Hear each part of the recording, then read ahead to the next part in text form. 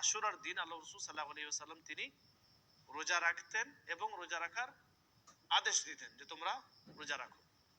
এই রোজা রাখার ফজিলত কি? আল্লাহ রাসূল সাল্লাল্লাহু আলাইহি ওয়াসাল্লাম থেকে দুটো হাদিস শোনাই।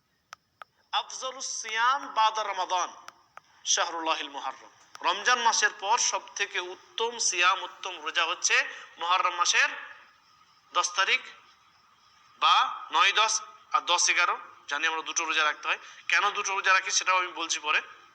তো এই আশুরার রোজা অর্থাৎ মুহররম মাসের রোজা রাখাটা হচ্ছে সবচেয়ে উত্তম রোজা। এবং বিশেষ 10 তারিখের রোজা রাখার ফজিলত সম্পর্কে আল্লাহ রাসূল সাল্লাল্লাহু আলাইহি ওয়াসাল্লাম তিনি বলেন, সিয়ামু ইয়াউমি আশুরা, আশুরার সিয়াম, 10 তারিখের সিয়াম, মুহররম মাসের সিয়াম, আহতাসিবু আলাল্লাহ আইয়ুকাফিরাস সানাতাল্লাতী ক্বাবলাহ।